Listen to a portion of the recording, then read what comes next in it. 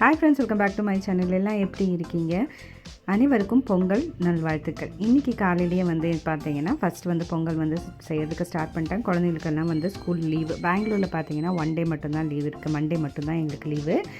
So Tuesday Wednesday எல்லாம் as usual school இருக்குது. ஆனால் தமிழ்நாட்டில் பார்த்தீங்கன்னா 3 நாள் லீவ் விட்ருக்காங்க அப்படின்னு கேள்விப்பட்டேன். பட் ரொம்ப ஹாப்பி. நீங்கள்லாம் எப்படி பொங்கல் பண்ணீங்க அப்படின்னு கண்டிப்பாக முடிஞ்சால் கமெண்ட்டில் சொல்லுங்கள். நான் ஒரு கப்பு பாசி பருப்பை எடுத்துகிட்டு நல்லா இந்த மாதிரி நெய்யில் கொஞ்சம் ரோஸ்ட் பண்ணி எடுத்துக்கிட்டேன்.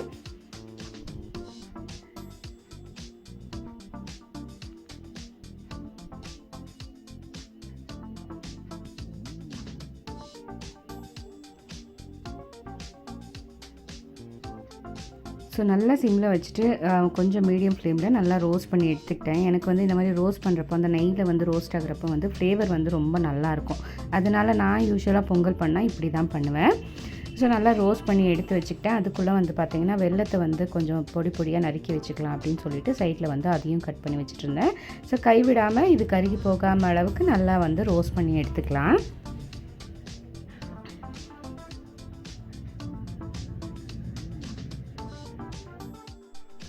ஸோ ரைஸ் ஏற்கனவே ஊற வச்சுருக்கேன். அதையும் இந்த ஸ்டேஜில் நல்லா ஒரு 3லேருந்து 4 தடவை கழுவி எடுத்துக்கிட்டேன். அதையும் இது கூட சேர்த்துட்டு அதையும் லைட்டாக ரோஸ்ட் பண்ணி எடுத்துக்கிறேன்.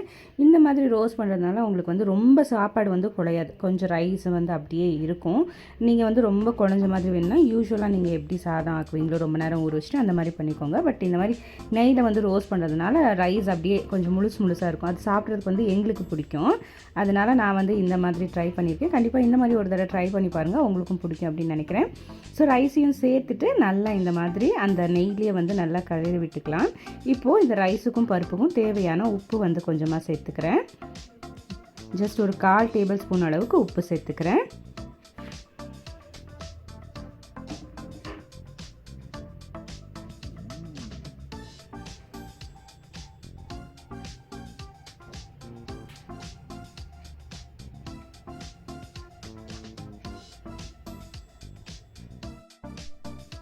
இப்போது இதில் நான் 3 கப்பு ரைஸு 1 கப்பு பருப்பு எடுத்துருக்கேன். அதுக்கு தேவையான அளவுக்கு தண்ணியும் பாலும் சேர்த்து வேக வச்சு எடுத்துக்கிறேன். வேக வைக்கிறப்போ ஃபுல்லாக சிம்மில் வச்சு தான் வேக வச்சு எடுத்துக்கணும். ஏன்னா பால் சேர்த்துறதுனால குக்கரில் வச்சோம்னா ஹை ஃப்ளேமில் வச்சோம்னா நல்லா பொங்கி ஊற்றிடும். அதனால் முடிஞ்ச வரைக்கும் மீடியம் ஃப்ளேம்லேயே வச்சுட்டு இது நல்லா குக் பண்ணி எடுத்துக்கிறேன்.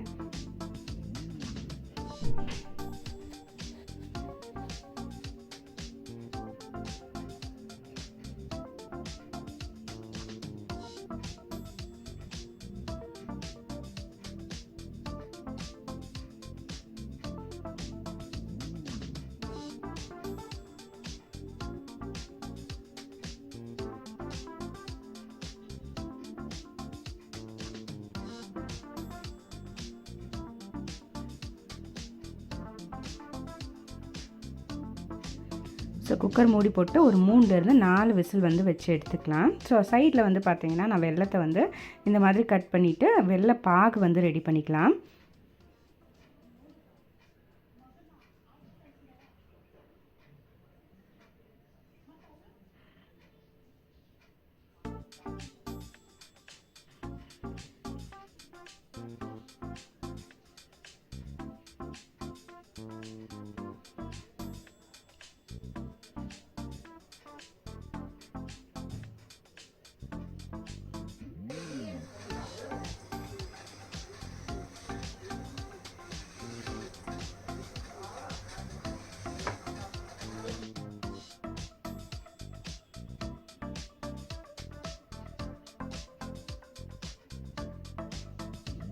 ஜஸ்ட் கொஞ்சமாக ஒரு 1/4 கிளாஸ் அளவு தண்ணி சேர்த்துட்டு இது பாகு காய்ச்சி ரெடி பண்ணிக்கிறேன்.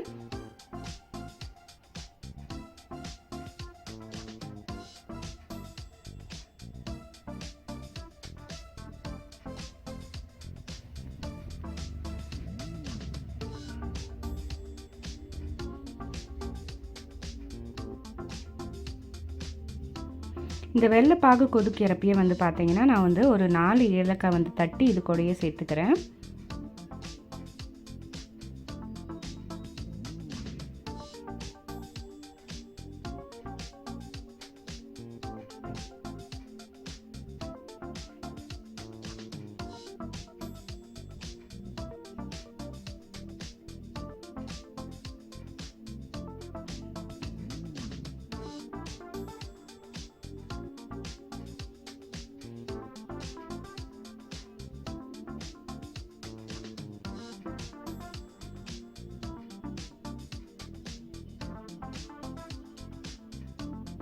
ஸோ வெள்ளை பாகும் வந்து பார்த்திங்கன்னா சைடில் ரெடி ஆயிடுச்சு.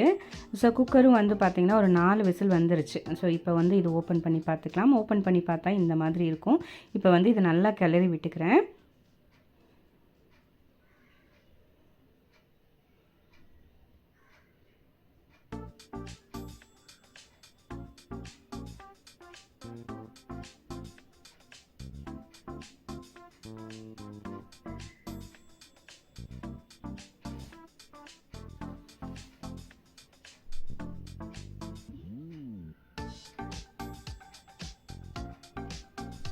ஸோ இந்த மாதிரி ஏலக்காய் தட்டி போட்டு அந்த பாகில் வந்து கொதிக்க வைக்கிறதுனால ஃப்ளேவர் வந்து நல்லா இறங்கியிருக்கும். அதே சமயத்தில் சாப்பிட்றப்போ கிடைக்காது வாயில். அதனால் வந்து நான் யூஸ்வலாக இந்த மாதிரி வடிகட்டி யூஸ் பண்ணிக்கிறேன்.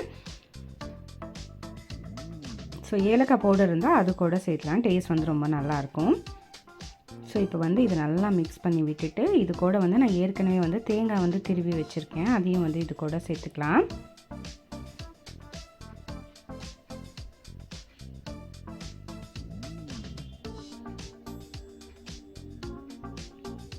ஸோ உங்களுக்கு பொங்கலில் தேங்காய் சேர்த்துறது பிடிக்குமான்னு கமெண்ட்டில் சொல்லுங்கள். எனக்கு வந்து ரொம்ப ரொம்ப பிடிக்கும். வீட்டில் இருக்கவங்களுக்கு எல்லாத்துக்குமே வந்து ரொம்ப பிடிக்கும்.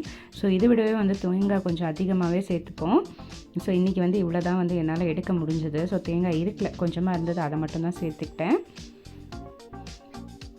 அதையும் சேர்த்துட்டு நல்லா மிக்ஸ் பண்ணி விட்டுறலாம். ஸோ பார்க்குறப்பே சூப்பர் டெம்டிங்காக இருக்குது இல்லையா? கண்டிப்பாக ட்ரை பண்ணி பாருங்கள். ரொம்ப சிம்பிள், ரொம்ப ஈஸி, பட் டேஸ்ட் வந்து அட்டகாசமாக இருக்கும். கண்டிப்பாக ட்ரை பண்ணி பாருங்கள். ஸோ இப்போ வந்து ஒரு கடாய் வச்சுட்டு கொஞ்சமாக நெய் சேர்த்துட்டு நம்மளோட முந்திரி திராட்சை எல்லாம் வந்து வறுத்து சேர்த்துக்கிறேன்.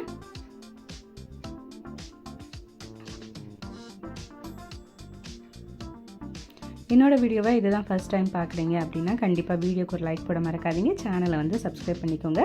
அப்படியே கூட இருக்க பெல் பட்டனையும் ப்ரெஸ் பண்ண மறக்காதீங்க. அப்போ தான் நான் போடுற வீடியோவோட நோட்டிஃபிகேஷன் உங்களுக்கு வந்து சேரும்.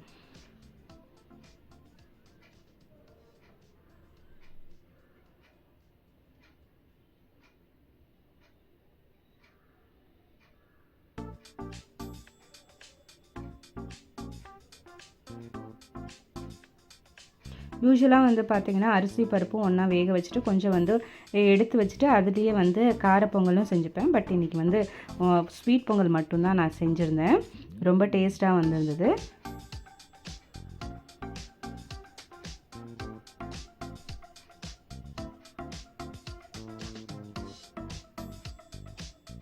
ஸோ நெய்யில் நல்லா ரோஸ்ட் பண்ணிவிட்டு இது வந்து இது கூட சேர்த்து விட்டுறலாம்.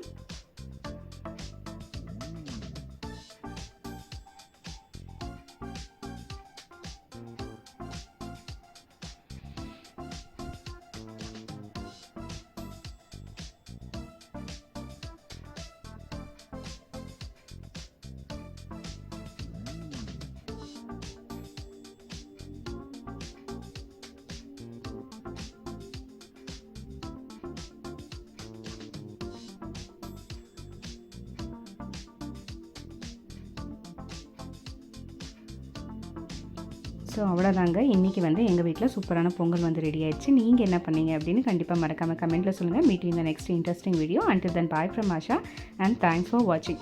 இதுக்கு மேலேயே வந்து பார்த்திங்கன்னா கொஞ்சமாக தேங்காய் துருவல் சேர்த்துட்டு நாங்கள் எல்லாருமே சாப்பிட்டோம். கண்டிப்பாக இந்த தை திருநாள் உங்கள் எல்லாத்துக்கும் நல்லா சந்தோஷமாகவும் ஆரோக்கியமாகவும் இருக்கும் அப்படின்னு கடவுள்கிட்ட வேண்டிக்கிறேன். தேங்க்யூ.